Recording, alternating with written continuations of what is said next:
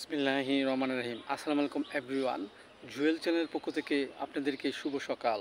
আজ আপনাদের মাঝে একটি নতুন টপিকস নিয়ে আলোচনা করব। টপিকসটি হলো নার্স ভূমিকা হোমিওপ্যাথিক মেডিসিন। দেখেন এভরিওয়ান, এটি একটি ইম্পর্ট্যান্ট একটি মেডিসিন।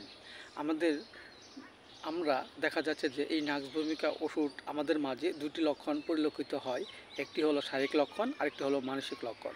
সো এভরিওয়ান, নার্স ভূমিকার লক্ষণগুলো আমরা কিভাবে চিনব, তা হলো দেখা যাচ্ছে যে অনেক সময় আমাদের মাঝে যে শারীরিক কিছু লক্ষণ আসছে, যেমন দেখা যাচ্ছে যে এই ধরনের লক্ষণগুলো হলো অনেক সময় আমাদের পরিপাকতন্ত্রে অনেক ত্রুটি থাকে, পেট বুটবুট করে এবং কোষ্ঠকাঠিন্যতা থাকে, এবং এই ধরনের রুগীরা দেখা যাচ্ছে রাত 3টা থেকে 6টার মধ্যে কোনো ঘুম আসে না, এলোমেলো তন্নছান্ন থাকে। এক্ষেত্রে আমরা নার্স ভূমিকা ওষুধটি খেতে পারি। পাশাপাশি দেখা যাচ্ছে যে মানসিক যে লক্ষণ হলো, এই রোগ আক্রান্ত ব্যক্তিটির যদি অবিরাম অন্যের সাথে ঝগড়া করে এবং সময় কাটে না, বসে বসে দিন কাটায় এবং অন্যের দোষ খুঁজে বেড়ায় এবং হিংসাটে এবং স্বার্থপর হয়, এই ধরনের ক্ষেত্রে আমরা নার্স ভূমিকা ওষুধটি ব্যবহার করতে পারি। নার্স ভূমিকা ওষুধ আমরা কীভাবে খাবো?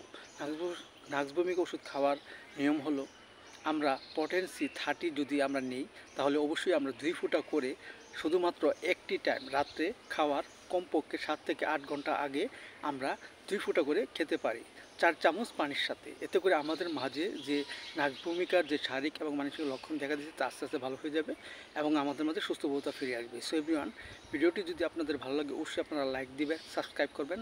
Thank you so much.